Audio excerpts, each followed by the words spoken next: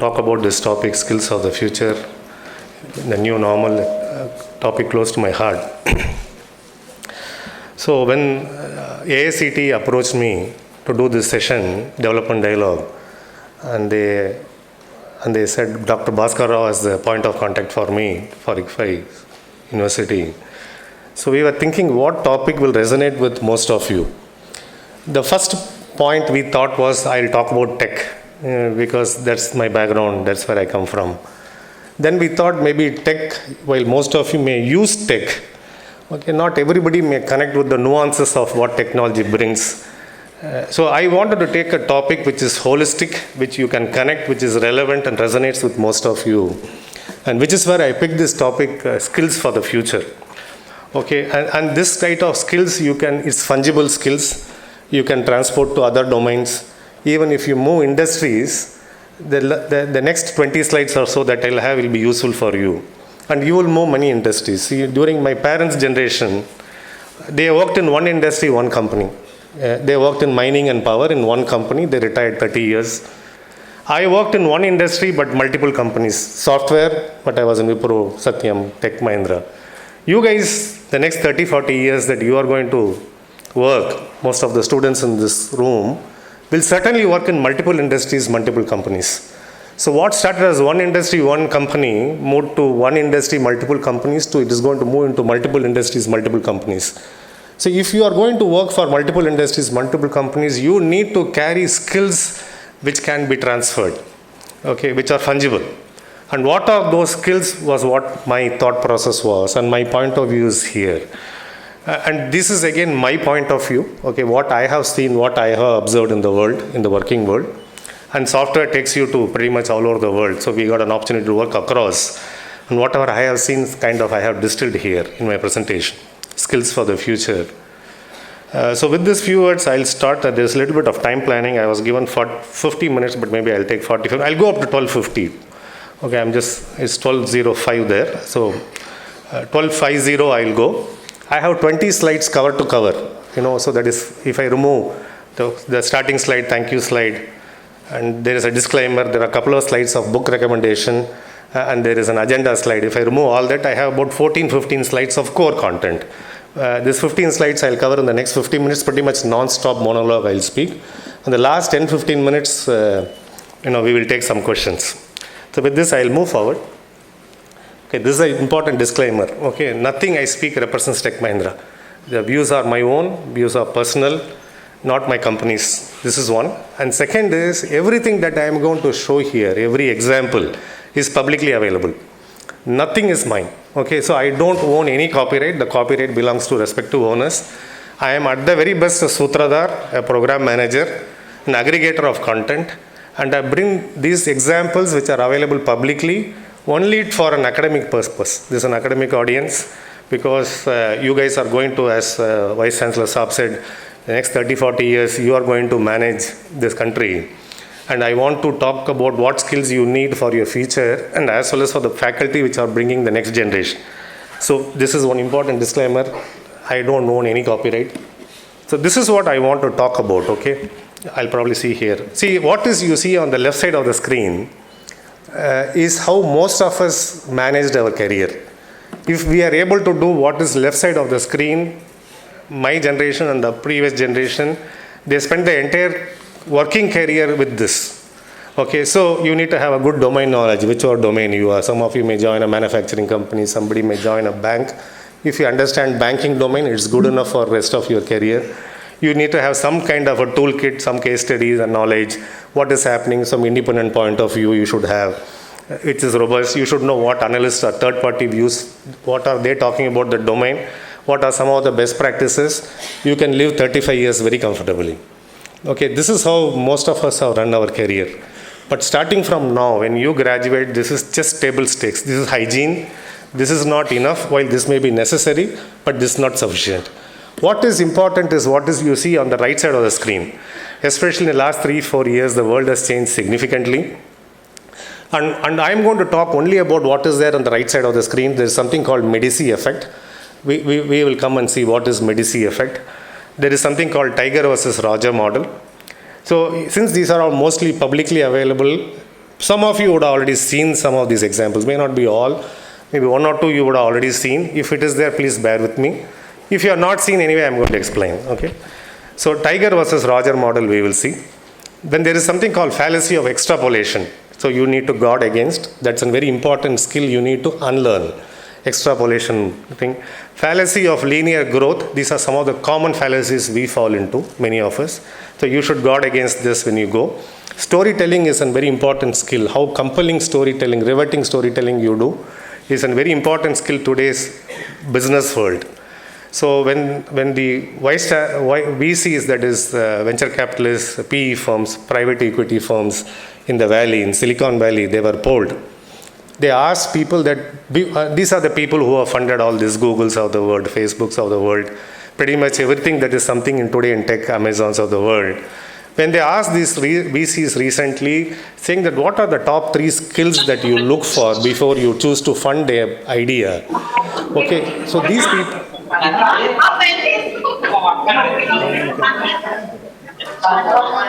I think there is somebody on the line. You have to mute them. No, there's somebody in the venture capitalists were asked, what you look for before you fund an idea. So most of these firms said, we look for the management, we look for the quality of the idea, we look for scale, we look for XYZ. They gave their top 3. One thing that stood out common across all these firms were compelling storytelling of the founders. How riveting is your storytelling is going to fund you. Not only VCs, even when you go to work in corporates and you are going to become managers somewhere, how good is your storytelling, how compelling it is going to get you funds. Okay, so we'll see one example of that. You have to start solving 17 camel problems. Okay, 17 camel problems, again, this is a very common thing. We will see what is 17 camel problems and what is expected out of you. How do you transfer ideas from other domains? Professor also mentioned. That is another thing. And then how do you use nudges and avoid bias? Nudge is a behavioral psychology concept. I'll give you some examples. So all these things have one slide. I think one of them may have 2 slides to explain my point. Okay, so this is very important thing. See, what happened is, once upon a time, one-trick pony worked good for industry. If you know certain skills, if you know programming, you could have lived 30 years in IT industry, not anymore. There is something called, today, the value creation and capture happens at intersection of domains. Okay, and this is very important for you, and you are in a very prime spot in IFHE type of university, which is eclectic. It's just not only B school, they have law, they have engineering, they have social sciences, they are starting other parts of, they are starting with economics, also psychology will follow, I was told.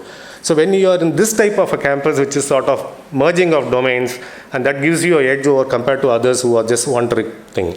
So what we are seeing, suppose you, and many of your professors can vouch for it, once upon a time, not so long ago, about 8-9 years ago, if you look at top journals in the world, okay, these are the top of the top journals, A-star and ABDC classified journals, Nature, Science, those type of journals, most of the papers will be single author paper written by one author, or if it is a multiple author paper, they are both from the same domain. Computer technologist or something, they write the same paper, 2 people from the same area. But if you see recently 3-4 years, rarely you see a single author paper. Every paper is by multiple authors. And the intersection of domains is where today you will create and capture value. So if you are going to work for a company, or if you are going to start your own firm down the line, you need to know how these things intersect. How a molecular biology intersects with computer science. How is a psychology intersects with computer science. So that is called Medici, named after this family in Italy. In the 14th century, it's a banking family which started this, they started funding all these philosophers, artists, and those type of people coming together and creating value, which started the Renaissance. If you're a student of sociology, you'll realize that Renaissance is one thing which completely changed human civilization. Okay, so if domains intersect, the output is 1 + 1 greater than 2 types of thing. Okay, so you have to now, as a student who are going to graduate from here, your learning does not stop here. You have to start looking at the intersection. You have to start thinking at the intersection. One domain, one trick pony will not take you far. You'll have to keep reinventing yourself. So this is called Medici effect. This is where value will be created, and this is where values will be captured in the near future. This is one. The second one is, how are you going to do that? So there is something called Tiger versus Roger model. This is also publicly available. These two gentlemen are very popular. Most of you know who these guys are. The left side of the screen is Tiger Woods. The right side of the screen is Roger Federer. Both of them are greatest in their respective sport. One is the GOAT in golf, another is the greatest of all time in tennis. That's where the similarity ends. Their paths are very, very different. So let us take Tiger Woods. Tiger Woods was born to play golf. Okay, before even he turned 1, before his first birthday, his dad Earl Woods is also a golfer of some repute, amateur plus, not a pro, but certainly not a pushover. Okay, so amateur plus. He brought a golf club for his son. It stood taller than Tiger Woods, and by age of 2 or something, he started hitting those balls in the driveway, in the house as a driveway where the car goes, and that he treated as a golf course. By age of 4, Earl Woods started coaching Tiger Woods on how to face media. Okay, age of 4. The guy could hardly speak, but Earl Woods used to act like a reporter, and Tiger Woods used to train him how to answer reporters crisply, sharp types. Okay, by age of 6 or so, he started dropping him in nearby golf course at 9 a.m. For 8 hours, this guy used to practice golf, Tiger. By age of 8, he started beating Earl Woods in golf. Earl Woods also not a pusher, as I told you. The son started beating father in golf at age of 8. So Earl Woods made a statement in a press saying that his son will be having bigger impact on the world than Mandela, Gandhi and Buddha. That was what he said, a statement. Of course, humility is not one of his strengths, I can say that much. But it was probably close to that. After that, what happened? This guy was winning championship after championship. He became the greatest golfer this world has seen. If you leave his personal thing aside, if you are only talking about his golf skills, this guy was simply the greatest the world has seen. So this is what is very popular in the media. This is called 10,000 rules for excellence.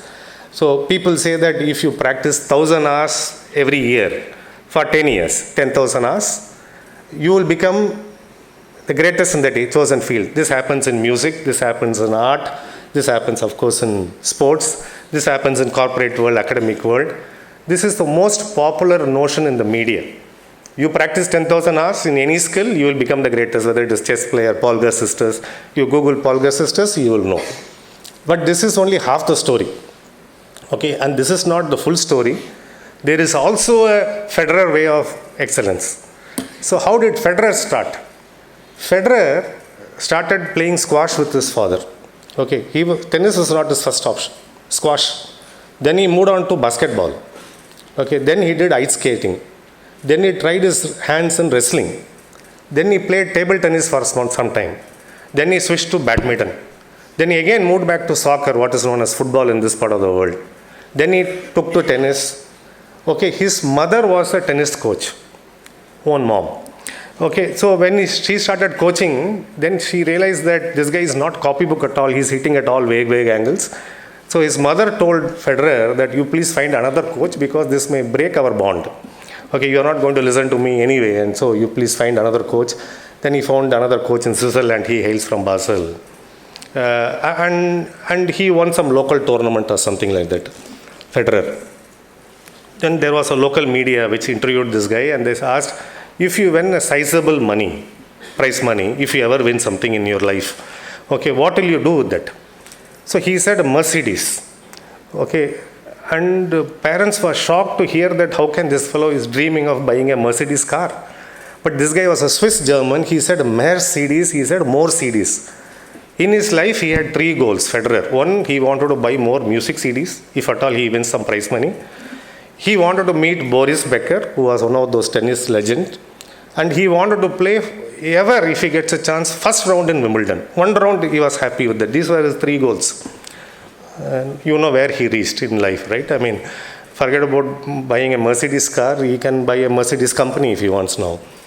So at an age, mid-30s, when most of his contemporaries are retired, this guy was reigning number 1. And if you look at the Federer, his backhand was legendary. His hand-eye coordination was outstanding. His footwork was great. He used it at angles which others could not. When people asked him, how is this possible? He said, every sport prepared me for something. I used to play football, so my footwork became very good. My hand-eye coordination came from TT and badminton. My balance came from ice skating, etc., etc., etc. So this is what psychologists called as a concept called sampling. Okay, you need to sample more and more things in life before you settle down. Okay, so for the students in this room, never be under any pressure to settle down in life, because the more and more you sample, the more and more it will prepare you for a life of excellence. Okay, and this we have, and actually, as per research, there are more Federers in the world than Tiger Woods. Okay, there are more people who have found their calling after sampling certain things, and they finally settled than a Tiger Woods who was destined to play golf. So here, what is happening is the second part of the story is not very, good, right? I mean, you can't go and say, I tried this, I failed here, finally I succeeded. That is not a great narrative to say. But I was born to play this is something that is a great narrative. So media keeps reinforcing this 10,000 hours of excellence. But excellence, there is also a Federer model. So my point of view is the skill you need to develop is the sampling skill. Don't settle down so quickly in life. Don't be under any pressure to settle down. Sample, because this will build you. It will build your muscle for something big. This is one on the Tiger versus Roger model. The second is the extrapolation fallacy. When you go into the field, when I say field, I'm talking about corporate world, and 95% of you from B school anyway land in corporate. Maybe 5% may stay back in academia, and this is true for academia also. So when there is an extrapolation fallacy, what happened? This was at headlines in London Times in 1894. They said that in 50 years, London will be under horse manure. There will be dead horses. Horses have a life of 3 years. And horses were the predominant mode of transportation those days. And they said there will be a lot of dead horses, there will be horse manure, and we will sink. Because they extrapolated one point saying that we are going to use horse forever. Without realizing across the Atlantic, there was somebody called Henry Ford, building a car. So what happens is, when in your life also, you should not take one data point. This is the revenue today, its growth rate is 10%, it will grow 10% forever. It never happens. Okay, you don't know how many big management consulting, and I don't want to name the firms, these are the biggest name in the world, have made this mistake of extrapolation fallacy. If you look at, there are two other diagrams below, Greece and Egypt. These were roaring civilization 10,000 years back. If they had taken the growth rate and extrapolated today, they will be number one, number two civilization today. But these guys are struggling to make ends meet. So what happens here is, you need to guard yourself against this extrapolation fallacy, which is a skill you need to build. It's very easy to fall to the temptation that Google will be leader number one forever. No, it may not be. So this is another skill you need to build to guard yourself against.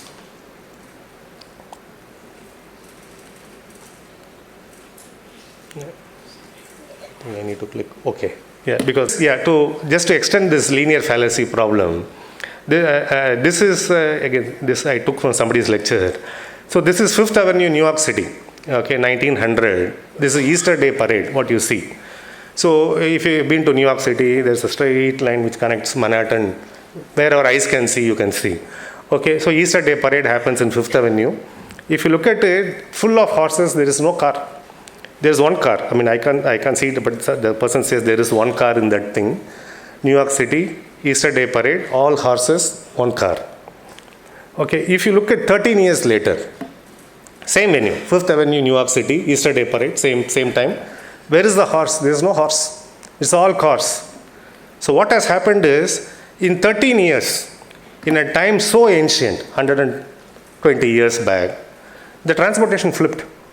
Okay, and at that time, there were four major moving parts. One, US was building the transportation industry, automobile industry.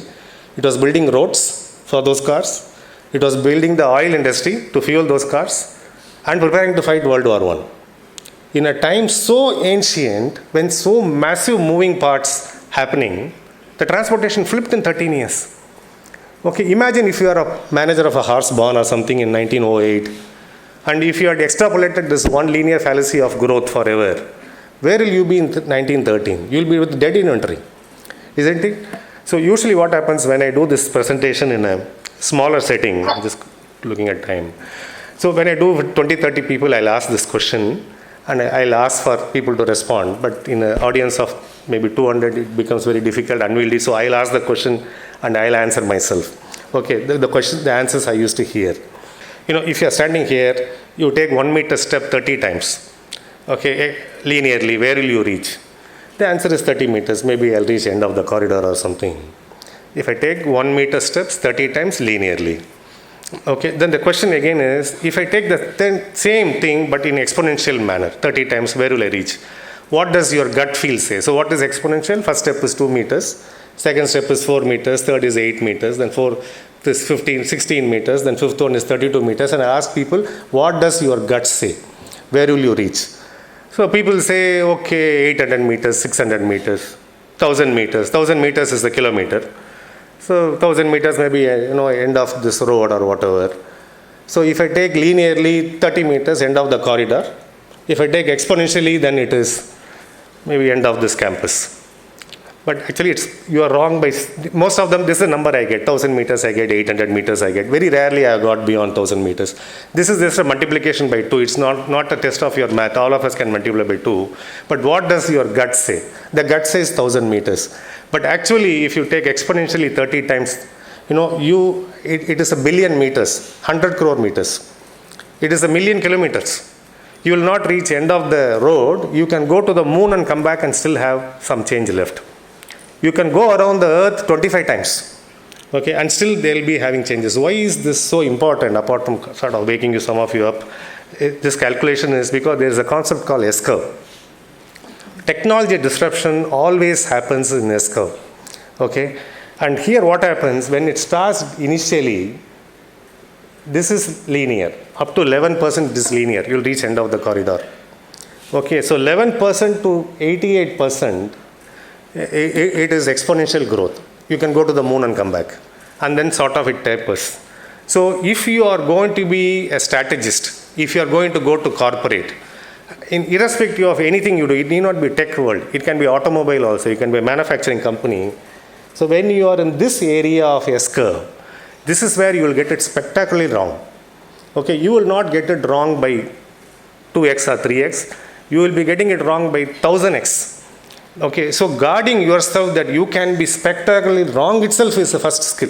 Self-awareness is a big skill. So who are got this wrong?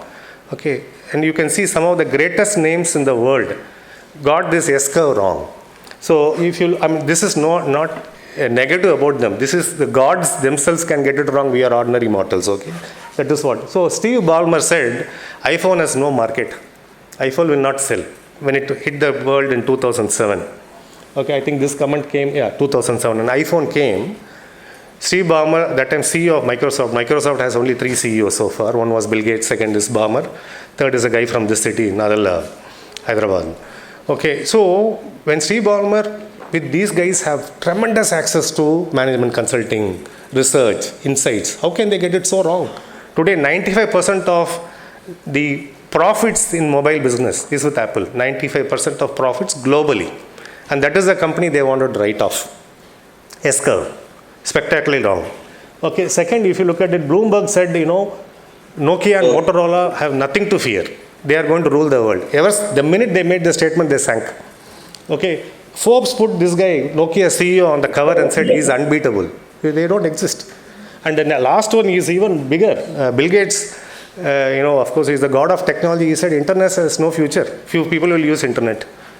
So the point here is that it's not a commentary, the narrative is not on there, anything negative against them, even they can get this wrong. So your skill for the future is to buffer yourself, saying that where you can get wrong and in a factor unimaginable is an important skill you need to know. So this is an important skill.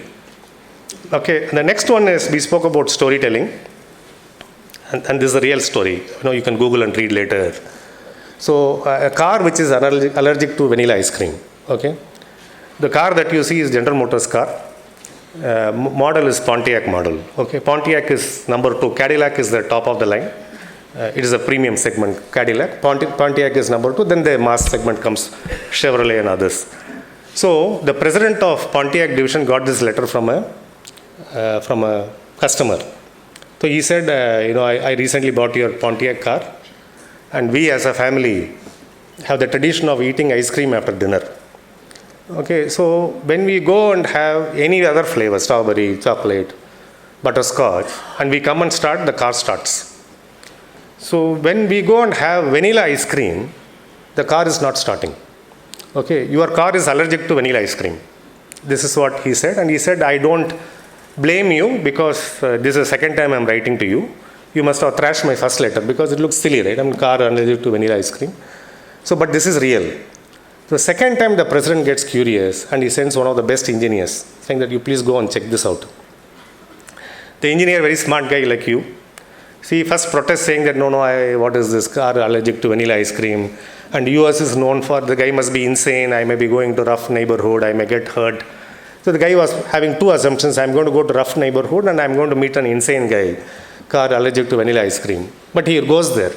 When he reaches the subdivision in the US, it's a very upscale, posh neighborhood. So his first assumption is wrong.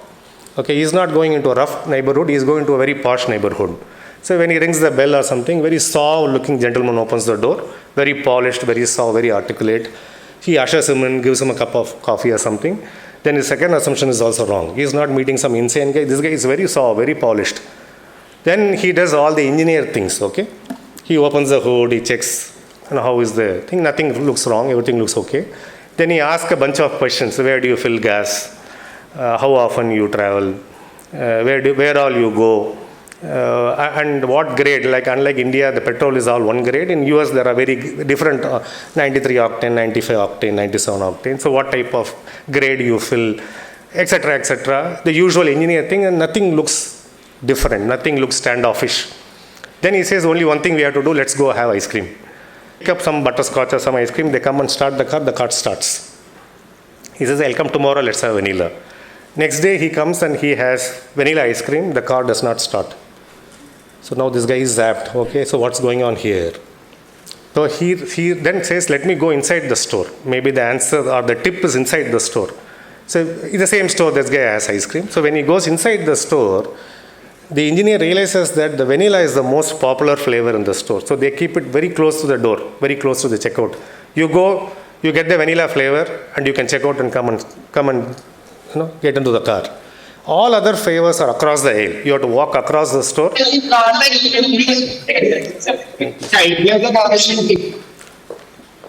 Yeah. So you have to walk across the aisle, get the flavor, and then start the car. So what it gives is, it gives additional time for the engine to cool and the vapor lock to work. That additional time of walking across the aisle. If you are closer to the door, it does not give that engine sufficient time to cool and the vapor lock to work. So GM had the greatest recall of the cars to fix the vapor lock. So when you go into the field, your customers will talk vanilla ice cream language. Okay, can you connect that to vapor lock is your skill. It's a very important skill that you have to build. And the bigger point I want to make is, I could have told the same story very technically. Okay, GM had this car which had issue with vapor lock. An engineer was sent, he identified the problem, he fixed it. Tomorrow morning you won't remember the story. But 10 years down the line, if you're sitting in some room and somebody comes and says, hey, a car which is allergic to vanilla ice cream, there is a very good chance that you may not remember that this is General Motors car. Almost certain that you won't remember this is Pontiac model, but you'll remember the contours of the story. Okay, that is how powerful the storytelling is. Okay, time immemorial, our human civilization has progressed with stories. Okay, our epics are all stories, Ramayana, Mahabharata, or all the woods, Tollywood, Hollywood, everything is storytelling. Your jingles, your ads are storytelling. Your plays, dramas, everything is storytelling. We have grown as a civilization by connecting with stories. So your ability to tell a riveting story is a skill which even the Valley puts a premium on. So if you are going to start a company and you are going to go to a VC, your ability to have a story which is powerful enough to kick off the emotions is very important. There's another thing, they say the king dies and the queen dies. This is one story. The king dies and the queen dies of grief. Same story. When people are asked which one you'll remember, they remember the second one. But all logic, all theory says they should remember the first one. The story is same. The king is dying and the queen is dying next. But first one is fact, second one is emotion. She died of grief. So anything when the message is same, one thing which is a lesser number of words should be remembered. But in this case, even though the words, there are a couple of words more, in the second one people remember. So storytelling is a skill that you have to build. So if you have, like me, engineering background and B school background, you must get into this art, social science type of courses if there are electives available, because your ability to tell a story is going to be a skill which is bankable in future. Okay, it's pretty much right brain stuff. So this is and there is a book called 7 Basic Plots by a guy called Christopher Booker. Guy is UK guy. So the lingo is Victorian, English, UK English. So those of you who have been used to US English will find this little heavy. You'll have to plow through. But a very good book on 7 basic plots. According to him, there are 7 basic plots. Rags to riches is one story. Most of the Bollywood movies are rags to riches. David versus Goliath is a story. The underdog story. Voyage is there, quest is there, tragedy, comedy, rebirth. These are all various genre of stories. So you can have a combo also. So according to him, these basic plots you need to understand. So buy this book. If it's not in the library, it's a good one to have. So this is storytelling. So much. Maybe I'll do this. What's going up back? What's going up? How do you solve 17 camera problem? In my presentation, this is the only thing which is fable. Okay, this is the only thing which is not a real life incident. But I'm making this to buttress a point. I'll follow with 3 real life examples. This story is followed by 3 real life examples. The story goes like this. Most of you will be aware. This has come as Birbal story. This has come as Thanari Raman. If you know it, it's fine. If you don't know this, the story goes like this. Okay, so there is a dad. He has 17 camels. Okay, and he has 3 sons. Just before his death, he says, half the camels after my death goes to the eldest son. 1/3 of the camels goes to the second, and 1/9 of the camel goes to the youngest son. He dies. Okay, so you can't have half of 17, right? I mean, now, and 1/9 and 1/3. These guys are not able to come to an agreement. They go to the king. There's nobody in the king's darbar who is able to solve. So king makes an announcement that if there is no resolution by tomorrow morning, all the 17 belongs to the kingdom. Okay, so these guys don't want to lose all 17, at the same time don't want to compromise also. So they are not able to find a solution, which is where a smart guy from a neighboring kingdom passes that way. And he is coming on a camel. He says, I can solve this problem. For now, add my camel also to the equation. That is what the guys from other kingdom says. Now it becomes 18 camel. Okay, and half of 18 is 9, the eldest son gets 9. 1/3 of 18 is 6, the second son gets 6, so 9 plus 6 is 15. And 1/9 of 18 is 2, the last son gets 2, so 15 plus 2 is 17. He says, 17 we have divided, I am taking my camel and going.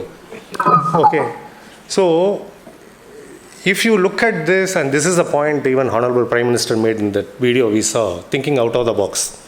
This was reinforced by Director Saab and VC Saab also. How do you think out of the box? If you start looking this as a 17 camel problem, you have no solution at all. Okay, only you start looking this as an 18th camel, you will have a solution. So in personal life and professional life, okay, when you find a problem which looks insurmountable to you, and we are talking professional, so we'll stick to professional life. If you are finding a problem which looks like no solution, you're looking at a 17 camel problem. Okay, there is an 18th camel in the room, just that you haven't found it. Look harder, you will find the 18th camel. Now, I will follow this with 3 examples from real world, which was all 17 camel problems. Okay. This is again, you can Google this and read. This is Unilever nozzle problem. If you say Unilever nozzle problem, this is the picture you will see. Unilever, you know, one of the biggest FMCGs. In India, it used to be called Hindustan Levers once upon a time. It's called Hindustan Unilever now. They make surf and detergents and things like that. This happened with the parent company, Unilever UK, in Europe. So the surf equivalent of the detergent that they have, it actually, there is a phase change that happens. Enzymes and other catalysts in liquid form is pumped through a nozzle. The nozzle is what is there on the top. The nozzle actually looks like this. Okay, it is pumped through one end of the nozzle, then the phase transformation happens. The solid falls as powder, niche, and gets collected, and the gas escapes. So liquid changes into solid and gas. This is a very simple problem. The issue they had was Unilever. Somewhere this water was getting mixed with the powder that was falling. Okay, so it was becoming bulky. It was not a very smooth powder that was coming as surf or what, the detergent, and it was coming as like blocks of solid falling. And it was a $3 billion business that time. 3 billion is even today's context 25,000 crores, very big. So Unilever, like any company, what they do when they have a problem, you throw money behind the problem. You have money, you throw money. So you bring all the usual suspects. You bring a flow engineer, you bring a mathematician, you bring a statistician. And these guys are coming and trying to solve the problem. They are not able to solve the problem at all. And this is becoming a big headache for Unilever. 17 camel problem. Okay, they have tried everything possible. They have thrown money. The best of the engineers have come. They are not able to solve. Which is where one smart guy is saying, why don't you try evolutionary biologist? So the evolutionary biologist has zero knowledge of flow, physicist, statistician, nothing. The only thing he knows, he has probably used the detergent powder in his life. That's all. But he understands evolution. So they said, okay, we have tried everything else. We have nothing to lose. Get an evolutionary biologist. They are telling, this is my problem, boss. So that guy says, okay, let us make some small changes here and there to the nozzle. And he makes 10 copies of various changes. Some small tinkering here and there. And one of them does a better job of compared to others. That is this one. He keeps that. Then he makes 10 more copies of some changes here and there. And one of them does a better job. That is the second one. He keeps that. So like that he retains on the 45th attempt. Okay, 45 times he has tried 10 each. Okay, he reaches this kind of a configuration with no flow engineer statistician is able to come with any mathematical modeling. It is clearly trial and error evolution. Okay, so with this type of a weird looking size compared to what was very different, the guy is able to achieve 100% accuracy in terms of the flow separation, the state changes. So evolutionary biologist was the 18th camel in the room. Okay, so 17 camel problem solved with an evolutionary biologist, the most unlikely candidate to solve this problem. This is one example, real life. You can again Google and read. This is a case study. And the second one is, see this start off. This gets stuck every time I move. Okay, yeah. No, back. Yeah. So these are two more examples of 17 camel problems in real life. This is NASA. NASA had this problem of solar particle storms. SPS is a big headache because it is nuclear property. It will pulverize people anywhere close. Okay, so NASA could not explore beyond International Space Station. They want to explore the space simply because SPS is unpredictable. They could not solve this problem at all. And they have access to best of the engineers, right? ISRO and other European Space Agency also collaborate. For 30 years, they tried, 30 years, 3 decades. They could not solve this problem. They are not able to predict when the SPS will occur. So if they are able to predict, then they can guard their astronauts or whatever. They can send some manned mission outside of International Space Station. They could not. So then somebody said, let's crowdsource this. So there was a lot of pushback from NASA engineers saying that, see, we are the best in the world in this room because we have collaboration with others who are best in this technology, space exploration. If we are not able to solve this problem, how can any Aam Aadmi going to solve this? But 30 years of failure, they said, why don't you put this up? They crowdsourced the idea. In 3 months, there is a radio engineer called Bruce Cragin. He is a radio engineer. It has nothing to do with space. He was able to come up with a model which predicted solar particle storms 24 hours in advance, 1 day in advance, which was enough for NASA to take cover. 3 months. What could not happen in 30 years? So Bruce Cragin was the 18th camel in the room. A radio engineer, nothing to do with space, nothing to do with rockets. So when we come up with a problem in life, as a matter of speaking, we say, this is no big deal, this is not rocket science. As a manner of speaking, if somebody is having a math problem, we say, this is not rocket science. As a manner of speaking, we say, but this is rocket science, in the truest sense of word. And that was solved by someone who was an 18th camel in the room. So 30 years later, they found the 18th camel. You should be able to solve this kind of a problem when you move across industries, start thinking. And the last one about 18th camel problem is this Exxon Valdez oil spill off Alaska coast. Millions of barrels of oil spilled, destroying corals, destroying fish, colonies of fish, schools of fish, and local. And it was very bad press for Exxon. It's a $1 billion company. Very, very big acting. After Walmart, this must be the biggest company in the world. I'm not sure of the number, but it must be something atrociously large.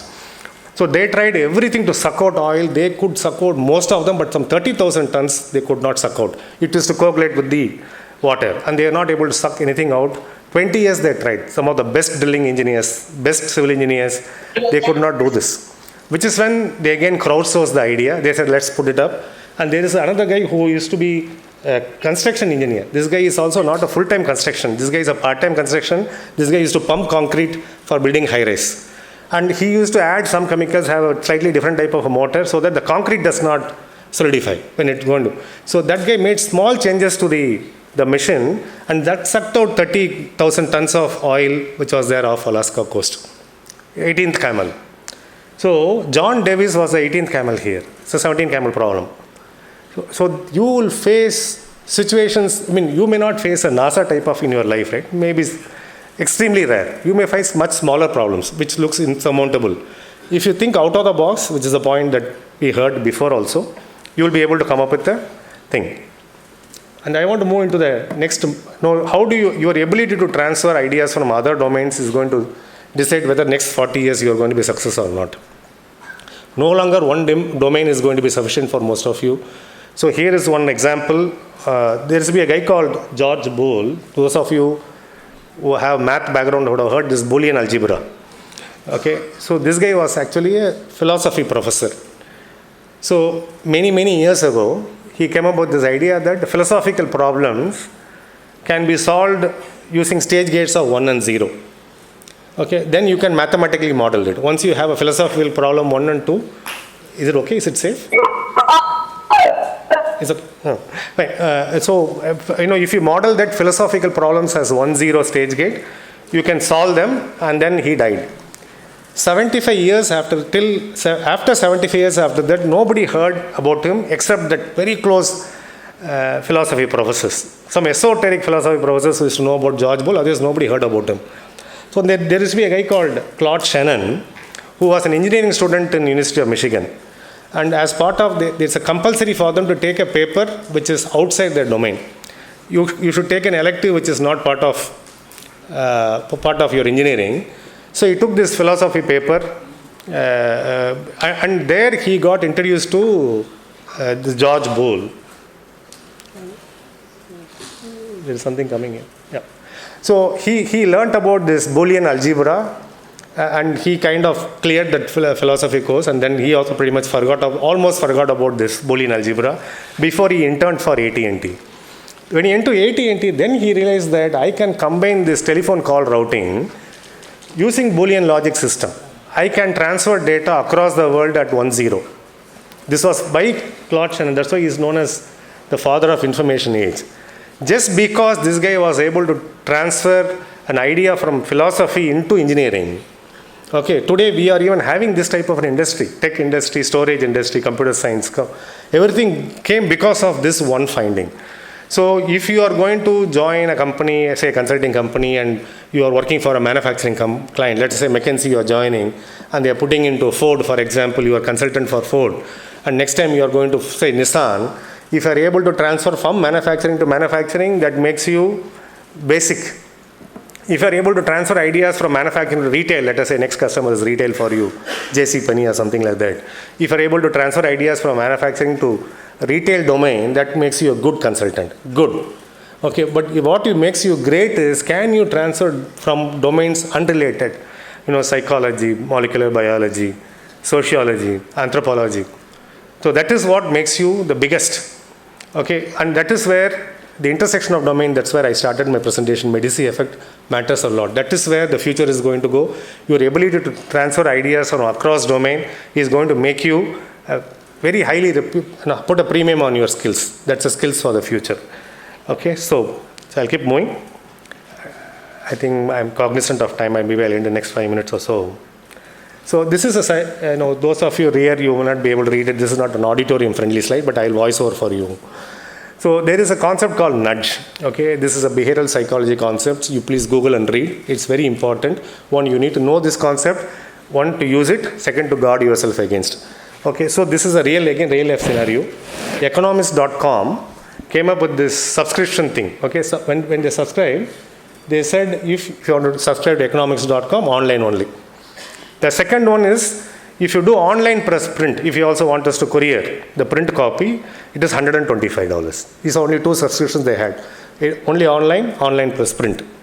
So 68% of the people took online only, 32% took online plus print combo.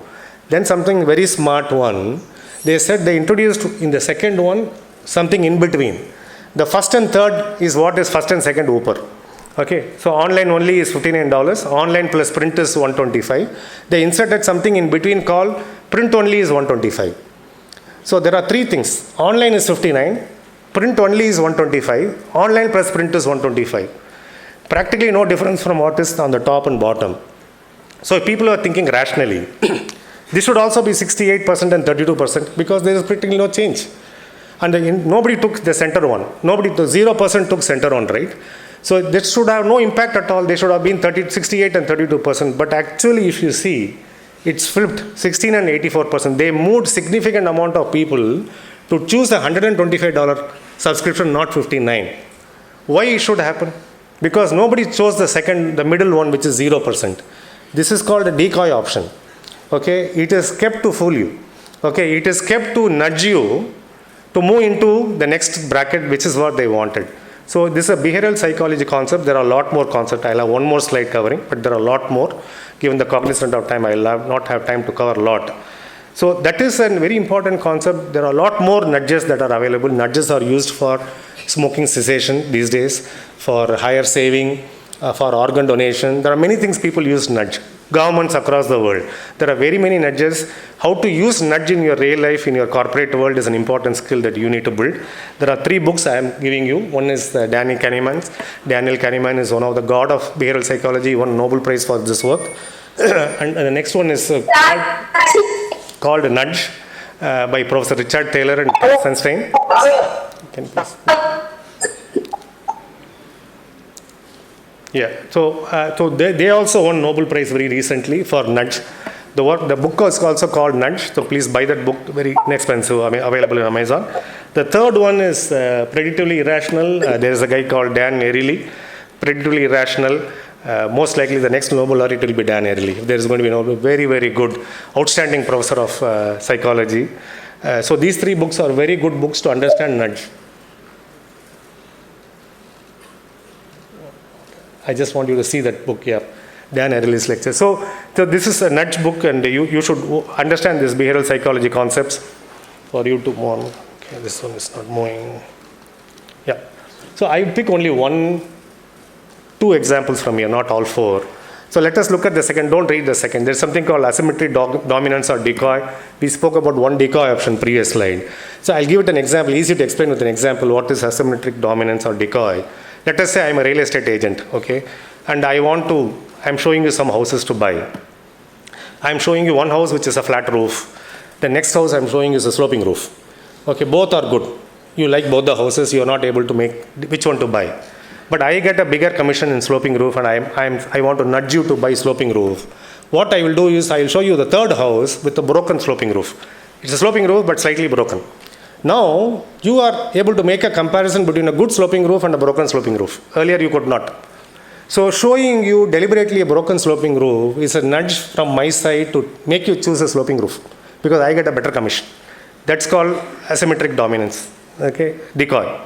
Compromise effect, again, I'll give an example, easy to explain with an example. This has been done, several researchers have done, they have done it with popcorn, they have done it with soft drinks. So, when you go to a mall, usually you get 3 sizes of soft drink or popcorn, right? There is a large, there is a medium, there is a low, or there is a small. So a lot of people go and take medium quantity. Okay, so people go and ask, why did you choose this? They say, no, this is a perfect quantity for me, I'm sure. Okay, fine. So next day what they do is they knock off what was large yesterday and they add one smallest among it. So what was medium yesterday becomes large today. What was smallest yesterday becomes medium today. Then people go and select again medium today. Okay, what was yesterday's smallest? When they ask people, why did you choose medium? They say, no, we are sure this is the perfect quantity for us. But yesterday you are not sure. Yesterday, so this is a compromise effect. In many times, and this they say, President Reagan used to always take the middle option. So his advisors, whenever they wanted, whatever the option they wanted to choose, they presented it as a middle option. A, B, C, B was this option. So even the President of US is not immune to this type of an cognitive bias. So you need to build this as a muscle. Okay, your ability to do this is important. Okay, next 2 slides is the last slide of content, then I have some book recommendation, then we'll close. So nature can teach us quite a bit, okay? And this is a Professor Ganesh also referred to that you cannot beat nature. If you are willing to listen, okay, nature can teach you quite a bit.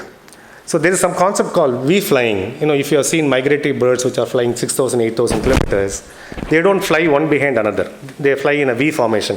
There's a chief, then there are 2 birds on the next to the wings, then there are 2 birds next to its wings. The formation is the V which is there on the top of the thing. That is because the chief bird does a lot of heavy lifting, 100%. The one behind does only 80% of the work because it thermodynamically gets an effect. Because of the flapping of the wing of the leader, the next one gets a lift automatically. So it only does 80% of the work. The one following does 80% of what is second. That is only 64% of the leader. So practically one flying at the rear, there's almost a free ride. No load at all. It flies.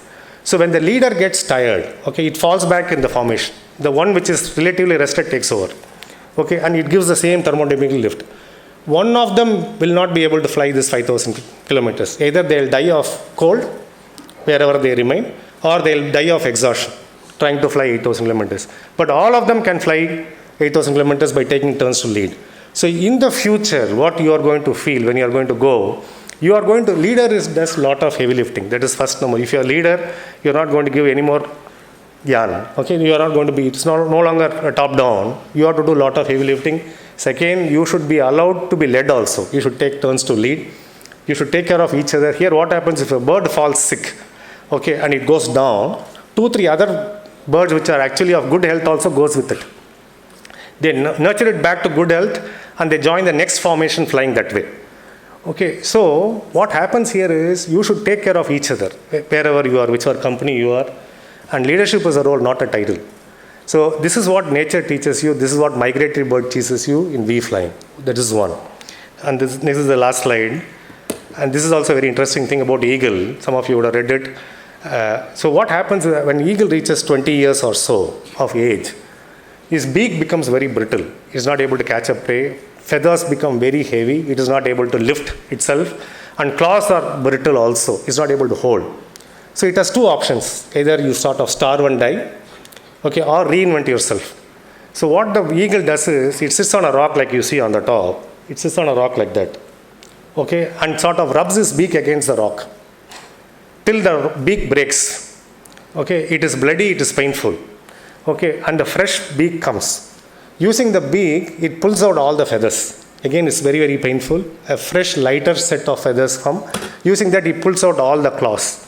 Again, very nimbler claws comes, and it lives for 30 more years.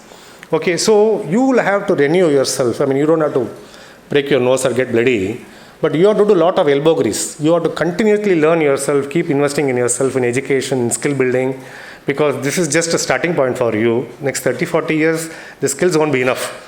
So you have to continue to learn to renew yourself as you go. This is a very important skill that you learn from nature. And these are 2 slides of book recommendation. I leave it with you. Professor has it. I have given this slide to him. I'll just take 1 minute to explain. One is on Robert Cialdini, Persuasion and Influence. There are 2 books by him. Professor Cialdini is one of the greatest professors in the world of psychology when it comes to influence. So anything you are going to do in the world is influence and persuasion. Deep concepts. Buy this book and read. Competing Against Luck, Professor Clayton Christensen. He was still recently, he was the greatest thought leader alive. He is no more. He recently lost him 2-3 years back. So this book by a professor of Harvard Business School, wonderfully amazing book by Professor Clayton Christensen, you should read. Same thing, next one is also about by him, Innovator's Dilemma. The next book is by Neeraj Dawar, a professor of Toronto Business School. That's very, very important. Angela Duckworth's grit is good. Grit is today, someone with the grit beats someone with the talent in the real world. Okay, talent is overrated. Don't get distracted by talent.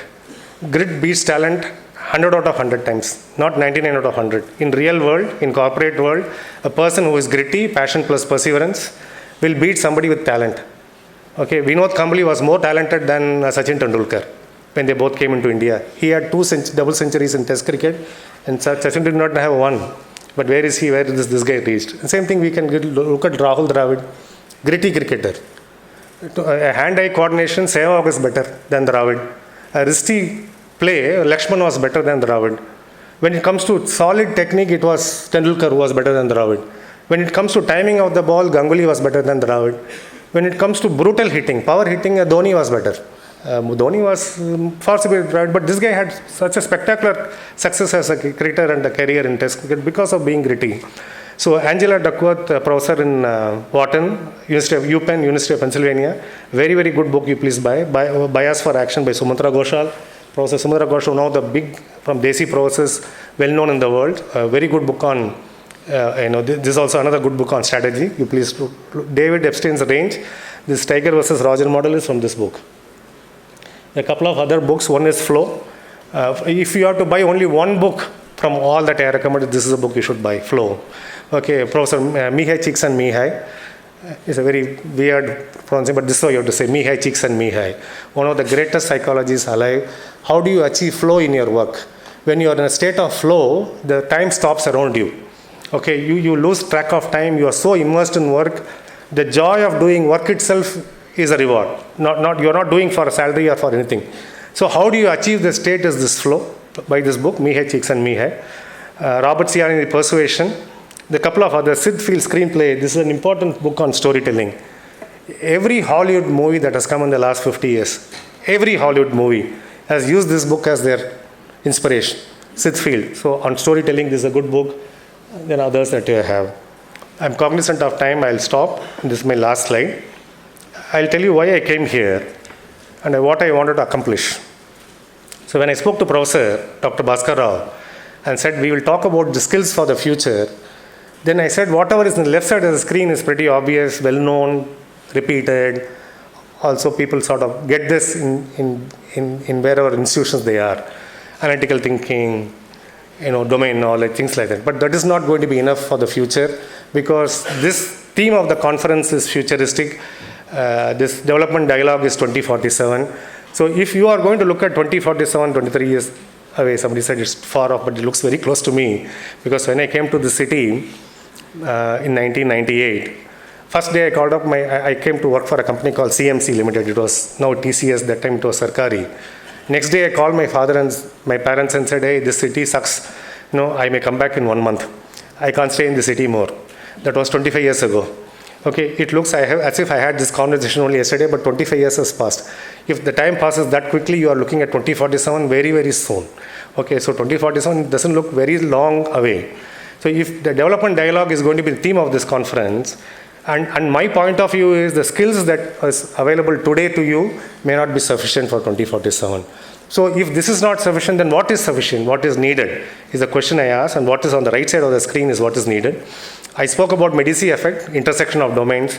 The value creation and capture will happen only at the intersection of domain. You should start looking at the intersection of domain. Tiger versus Roger model, I said, how do you sample various things? Then we spoke about fallacy of extrapolation and linear growth. Then we spoke about storytelling, the car which is allergic to vanilla ice cream. Your ability to solve 17 camel problems. We saw 3 real-life examples. Unilever was one, NASA, Exxon. Then transferring ideas from other domain, philosophy to engineering. Then how do you use nudges and avoid bias? And I also gave some book recommendation. So on a capsule form, I thought I live with this you. What I wanted to accomplish is at least get you thinking, and sort of there is something beyond what you have learned. And you should start looking your wider canvas, which will keep you in good stead, is what I thought I will share with you. I'll pause here to take questions. If there are short and sharp, maybe 2 questions we can take. Yeah, anyone, sir? Yeah. So, Professor Sanjay, yeah. Excellent presentation. My question is that as academics, what will be future? Yes. Yeah. Yeah, okay. So, since you are going to build the next generation of students, it is more relevant for academics. One is we should start teaching them courses beyond the core. For B school students, psychology, sociology, architecture, because you are also going to have schools. Law school, you already have architecture, you're starting a social science. One or two papers from there, they should be part of the curriculum. That will expand their thought process into things. Next thing you are already doing is case study model, because you are one of the biggest, second biggest in the world, I was told. So more and more case study way of teaching will help them to appreciate the real world. As much as project, ask them to do real life projects also. If they go into some of the companies, then they will do it. These are top three. You ask for three, they should be. Yeah, one more question, then possibly it's already one.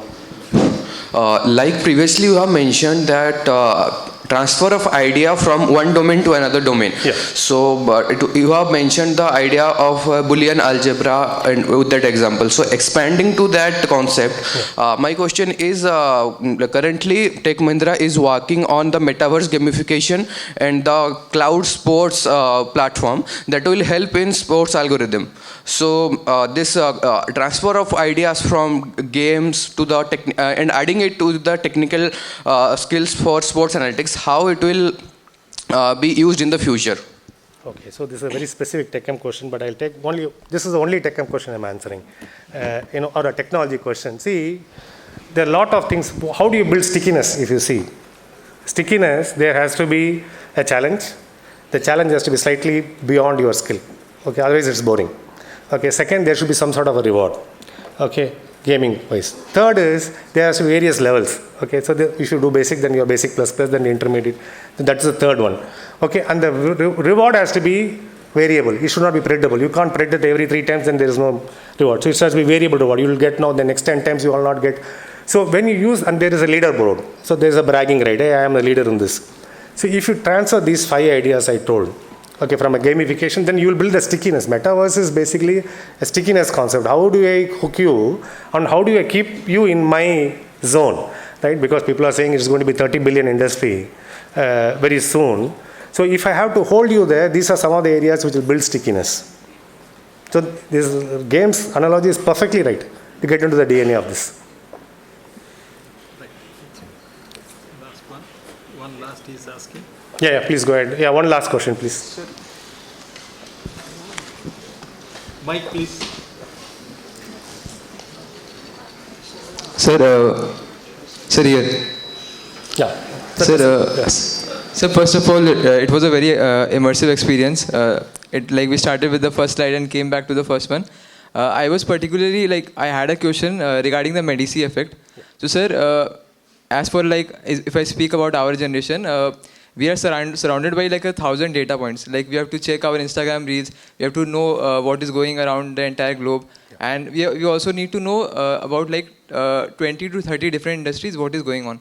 Sir, if I had to ask about a regular practice, apart from newspapers, what can we do to take in that data point and contribute to that immersive learning? Yeah, so this is a very heavy question, but I'll answer. See, it's not an easy answer. If that was then people would have cracked it. So how you are going to do, there are various people who have various ways of doing it. So one way is, you please do a lot of internship in various domains, okay? That will give you some idea of what is happening. Okay, number one. Number two is keep yourself open to learning outside of your comfort zone. See, it's very easy to do math courses, very easy to do engineering courses if that is your background. No, you should not. You should go. So today, the head of Nissan R&D Global, she is not a PhD in automobile. She is not a PhD in computers. She is a PhD in anthropology.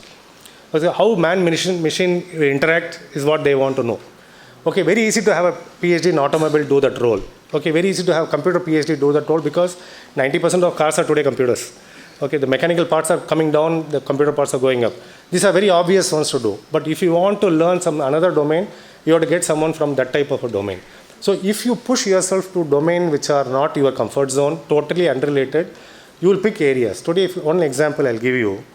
Today, the biggest company in the world, pharma company in the world, which can tell what could be the next blockbuster is not a GSK or a Wyeth or any of these companies. It is Google.